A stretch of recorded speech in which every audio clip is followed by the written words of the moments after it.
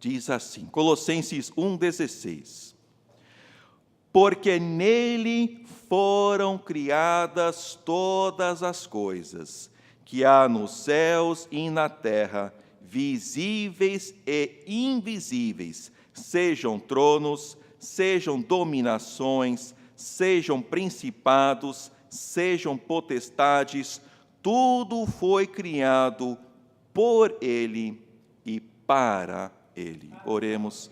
Pai Celestial, obrigado pelo Senhor, pelo tempo que vamos ter agora de estudar a Sua palavra mais de perto.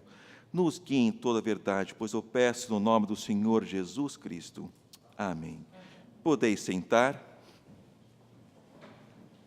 Quando eu estava pensando na mensagem de hoje pela manhã, eu pensei em trazer algo daquilo que o Senhor Jesus deu aos seus 2 discípulos a caminho de Emaús. Se lá no céu houver DVD, houver Blu-ray, eu gostaria muito de poder ver aquela imagem, ver aquela passagem de Cristo a caminho de Emaús com aqueles 2 discípulos, ele abrindo as Escrituras e mostrando ele mesmo através das Escrituras.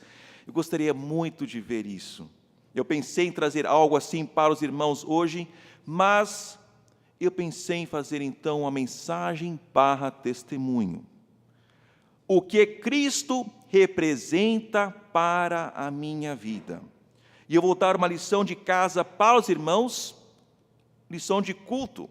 Enquanto eu prego para os irmãos o que Cristo representa para a minha vida, eu quero que os irmãos pensem naquilo que Cristo representa para a sua vida. Eu quero que você ouça, mas faça uma lição ao estar no banco. Pense no que Cristo representa para a sua vida, à medida que você ouve a mensagem do que Cristo representa para a minha vida. Primeiramente, Cristo é o meu Criador.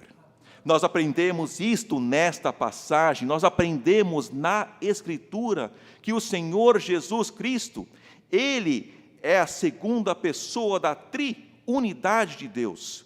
Foi Ele quem falou com Adão lá no Éden, mas foi Ele quem falou e foi feito. Ele é o Criador, Ele mesmo não tendo sido criado. Ele é o meu Criador. Foi Ele quem me colocou no berço em que eu nasci. Pela graça de Deus, eu nasci num berço cristão.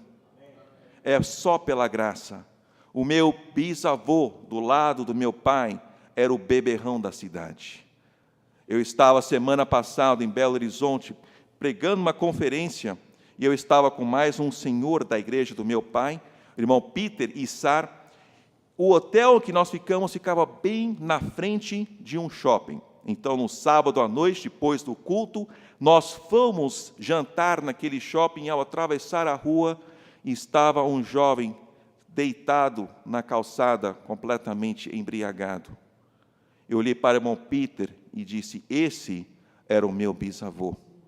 O meu bisavô ficava 3 meses fora de casa, caído na sarjeta, perdeu todos os bens da sua família, todas as terras que possuíam, perdeu tudo para a bebida.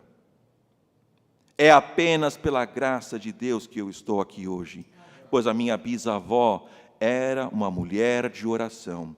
Ela colocou os joelhos no chão e disse: nenhum dos meus filhos vai seguir o caminho do Pai, e pela graça de Deus, nenhum deles seguiu. Do meu outro lado, o meu avô, o pai da minha mãe, começou a namorar a minha avó, uma moça de igreja. Ele queria namorá-la e ela disse: você só vai namorar comigo na igreja. Num sábado à noite, convidou ela para ir com ele para uma festa. E ela recusou. Ele disse: eu vou. Mas acho que ele nunca chegou até aquela festa, pois ele viu na beira da estrada um tronco caído. E ele parou e orou naquele tronco. Ele aceitou o Senhor Jesus Cristo como seu Salvador. E ele foi um servo do Senhor, um missionário por mais de 50 anos. É pela graça de Deus que é neste berço que eu nasci. Eu cresci com um pai e com uma mãe que amam ao Senhor Jesus Cristo. Eu cresci num lar onde os vícios não fizeram parte do nosso dia a dia. É apenas pela graça de Deus que eu sou o que sou. Cristo é o meu Criador e eu louvo a Ele pela vida que Ele me deu, pois é uma vida regada pela sua graça. Mas Ele é o meu Salvador. Quando eu tinha 5 anos de idade, eu estava na escola bíblica de férias em nossa igreja e a professora Sirene pregou, ou ensinou, na verdade, sobre o Senhor Jesus e os seus discípulos, e ela perguntou ao final da sua aula, numa quinta-feira, quem gostaria de aceitar o Senhor Jesus. E eu, aos 5 anos de idade, aceitei o Senhor Jesus como o meu Salvador. E a minha mãe diz que a minha vida foi transformada. Graças a Deus, eu não me lembro disso, mas ela conta que certa vez, aos 4 anos de idade, eu peguei uma carteira de ferro para julgar do meu irmão de 9 anos de idade. Ela me deu uma surra que eu não me lembro do que aconteceu, mas eu era um pecador. E aos 5 anos de idade, eu aceitei Cristo como meu Salvador. E eu vi a mudança de Cristo na minha vida, mesmo como criança. Eu vi respostas de oração, mesmo quando criança. Eu lembro uma vez, aos 6 anos de idade, nós fomos num acampamento onde tinha uma loja e tinha um cinto lá de cowboy que eu queria comprar. Nós testamos cada um dos cintos, nenhum entrou na minha calça. E eu falei, mãe, vamos orar. Ela falou, Haroldo, nós já provamos todos, mas eu disse, mãe, vamos orar. E nós oramos. E não é que o próximo cinto coube? E até hoje eu tenho a fivela daquele cinto, em resposta à oração. Cristo é o meu Salvador. Deus não tem netos, Ele só tem filhos. Ele é o meu testemunho. Abre comigo em 1 Coríntios, capítulo 15. 1 Coríntios, capítulo 15, versos 1 ao 4, eu quero ler para os irmãos esta passagem, pois é aqui que nós encontramos o Evangelho, as boas novas. 1 Coríntios 15, versos 1 ao 4, diz assim: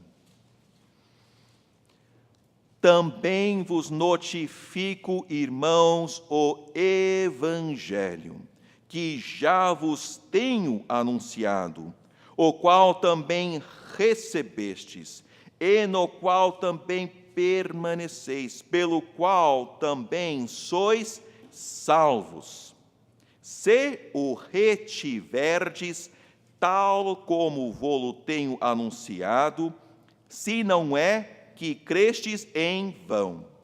Porque, primeiramente, vos entreguei o que também recebi, que Cristo morreu por nossos pecados, segundo as Escrituras, e que foi sepultado, e que ressuscitou ao 3º dia, segundo as Escrituras.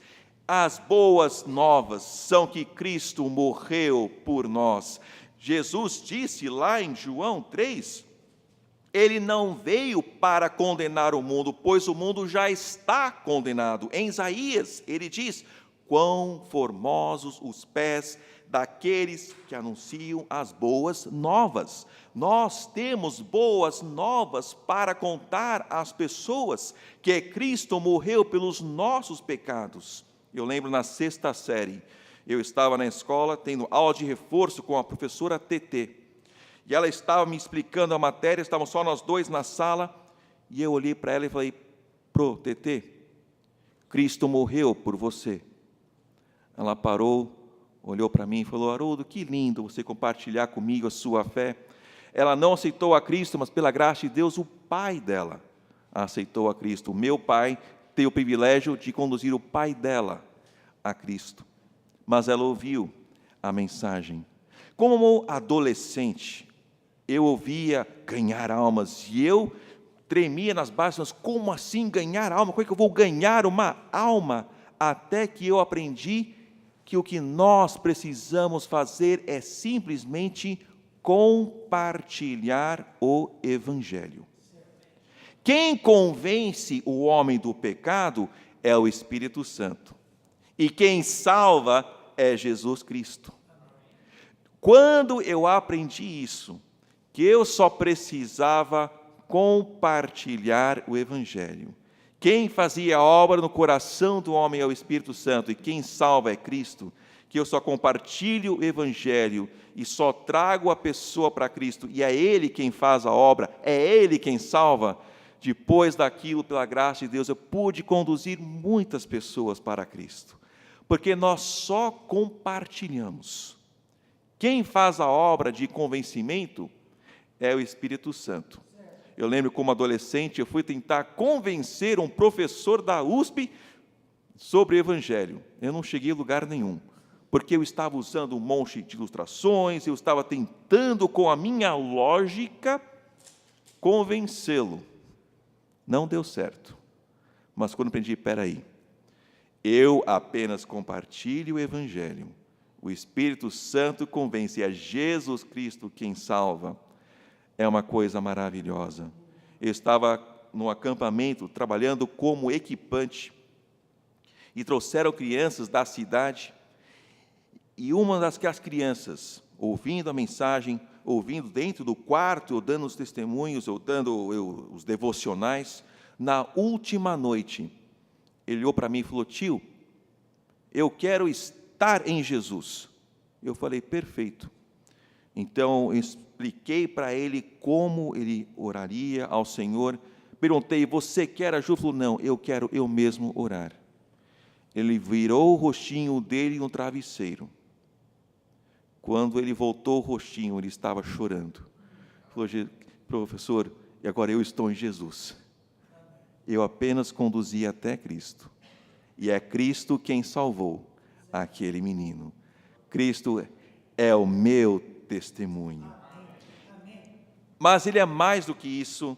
Ele é o meu viver. Vire só um pouquinho para frente, nós já cantamos isso hoje pela manhã em Colossenses, capítulo, agora sim, Colossenses 3, verso 4, diz assim, Colossenses 3, 4, quando Cristo, que é a nossa vida, se manifestar, então também vós vos manifestareis com Ele em glória. Quando Cristo, que é a nossa vida, Ele é a razão da nossa existência.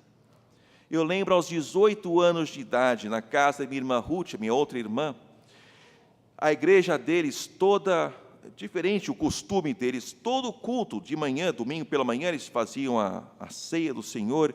Eu vi um grupo de pessoas que realmente queria agradar ao Senhor, memorizando escrituras. Aquilo mexeu muito comigo, e foi naquele Natal que eu reconheci que eu estava tentando viver a vida cristã na minha própria força, mas eu estava falhando.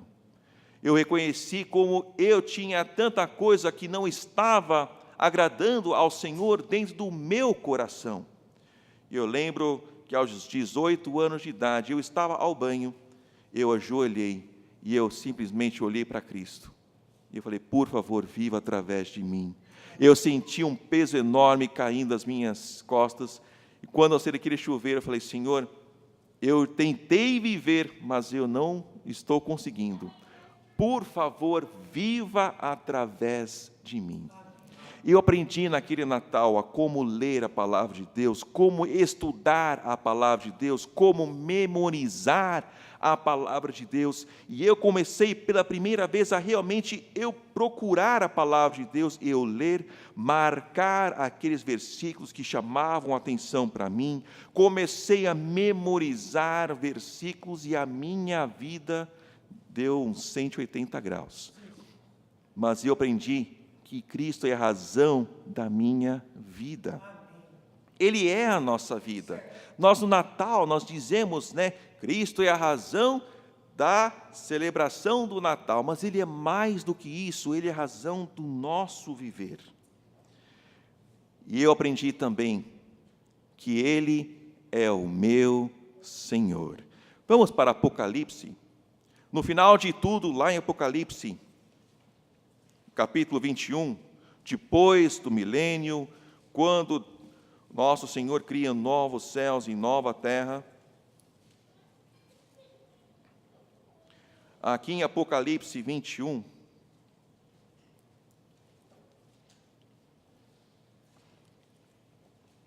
nós vemos o novo céu, a nova terra, nova Jerusalém que desce dos céus. Todas as mensagens que eu tenho ouvido falar desta nova Jerusalém sempre focam na nova Jerusalém, nas dimensões, nas estruturas, na fundação, nas portas, mas o que me chama a atenção é o verso 22, que diz assim: e nela não vi templo, porque o seu templo é o Senhor Deus Todo-Poderoso e o Cordeiro. No centro desta nova Jerusalém há apenas um trono, não há templo. Esse templo qual nós estamos hoje pela manhã é apenas para este mundo. Aproveitem, porque lá no céu, na Nova Jerusalém, não vai haver um templo como esse. Haverá apenas um trono. E um assentado sobre aquele trono, o Senhor Jesus. Nós vamos prestar contas apenas ao Senhor Jesus. Há uns 2 anos atrás, quando estava completando 40 anos, eu tive de fazer um exercício no meu coração. Eu tive de visualizar um trono no meu coração. Eu tive de tirar muitas pessoas daquele trono e recolocar o Senhor Jesus. Levou cerca de 2 semanas para eu fazer aquele exercício mental. Eu visualizava alguém que eu temia, alguém que eu tinha em altíssimo lugar no meu coração. Eu tive que tirar aquela pessoa e colocar o Senhor Jesus, reconhecendo que ao morrer eu não iria prestar contas àquela pessoa, eu iria prestar contas apenas ao Senhor Jesus Cristo. Ao completar os 40 anos de idade, eu tive que te reconhecer o meu propósito de vida. Eu tive de reconhecer, olhando aqui nessas passagens, se nós olharmos aqui no 22, no próximo capítulo, ele diz assim, no capítulo 22,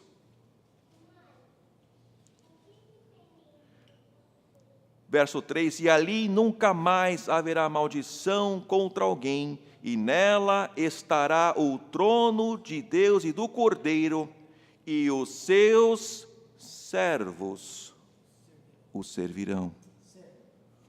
Eu tive de realizar, de realmente compreender, de reconhecer que eu sou um servo. Jesus é Senhor. No momento que eu partir desta vida, eu vou estar na presença dEle. Eu vou prestar contas apenas a Ele e a mais ninguém. Eu falei daquele exercício que levou 2 semanas, mas depois de 1 ano, eu tive de reconhecer que havia mais um indivíduo, um resquício, que ainda estava naquele trono que eu precisava tirar. Esse foi o mais difícil, pois é aquele que vos fala. Eu tive que conhecer que eu ainda queria estar no trono, e eu tive que me tirar do trono e colocar o Senhor Jesus Cristo. Agora o apóstolo Paulo disse, eu protesto, eu morro diariamente. Então esse é um exercício diário, irmãos. Não é apenas uma vez na vida. É um exercício diário, a cada manhã, falar, Senhor, neste dia, o que o Senhor quer que eu faça? Não seja feita a minha vontade, mas a sua. Não pense que essa é uma oração fácil de se fazer, fácil de se viver, pois é a oração que o nosso Senhor teve lá no Getsemane, e ele suou como gotas de sangue. Mas nós precisamos reconhecer que Ele é Senhor. Se Ele é Senhor, nós somos servos. Precisamos nos prostrar perante Ele e falar, Senhor, não seja feita a minha vontade, mas a sua. E pela fé, obedecer. Ele é o meu Senhor, mas Ele é algo mais do que isso. Ele é meu amigo. Ele falou aos seus, vamos ver, João 15:15, as próprias palavras do nosso Senhor a nós, os discípulos. Como assim, pastor? Discípulos? Sim, porque os discípulos foram chamados pela primeira vez de cristãos lá em Antioquia, depois da destruição de Jerusalém. Então, os cristãos nada mais são do que discípulos do Senhor Jesus Cristo. E olha o que ele falou para nós, os discípulos dele, em João 15:15. Olha que lindo, ele diz, já vos não chamarei servos, porque o servo não sabe o que faz o seu senhor, mas tenho-vos chamado amigos, porque tudo quanto ouvi de meu Pai vos tenho feito conhecer. Irmãos, é o nosso Senhor que disse isso de nós. Ele é quem nos chama de amigos. Uau! Que honra, que privilégio, que delícia de ser chamado por Ele amigo. Uau! Agora uma pergunta para você. Você tem Ele como seu amigo? Você trata Ele como seu amigo? Você o defende como o seu amigo? Esses dias eu recebi uma revista cristã, altamente conceituada, mas quando eu comecei a folhear aquela revista, eu cheguei a um artigo que estava colocando Deus de uma forma muito coloquial, estava desprezando a autoridade do nosso Deus, a colocação daquele artigo, e estava tratando a Deus como menos do que o soberano que Ele é. Ao ver aquele artigo, eu fiquei ofendido, e eu disse, estão falando isso do meu amigo, e ele não é qualquer pessoa não, ele é o Senhor, e esse artigo não está tratando Ele com a devida reverência que o meu amigo requer. Eu peguei aquela revista, eu torci aquela revista e joguei no lixo para mais ninguém ver aquela revista. Pastor, que revista era aquela? Eu não vou fazer propaganda para ela, não. Ela desprezou o meu amigo. Como que você trata o Senhor? Como seu amigo? Você defende Ele como seu amigo? Meu melhor amigo, não tenho vergonha dele, eu tenho muito orgulho. Da minha melhor amiga, eu tenho muito orgulho. É minha esposa, a Lília. Ela é minha melhor amiga, minha confidente. Me leva ao último ponto. Ele é meu amor. Olha comigo em Cantares, capítulo 8, para encerrarmos hoje. Cantares, capítulo 8.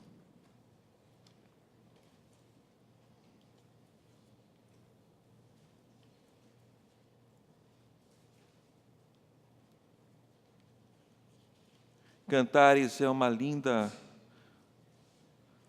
lindo livro, mostrando o amor de um homem por uma mulher, de um esposo pela sua esposa e vice-versa. Mas é mais do que isso, ele mostra o amor de Cristo pela igreja.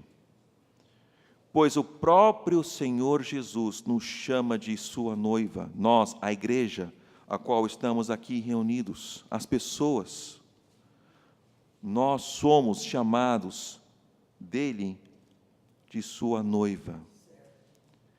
Aqui em Cantares, capítulo 8, versos 6 e 7, ele diz assim: põe em mim como selo sobre o teu coração, como selo sobre o teu braço, porque o amor é forte como a morte, e duro como a sepultura o ciúme.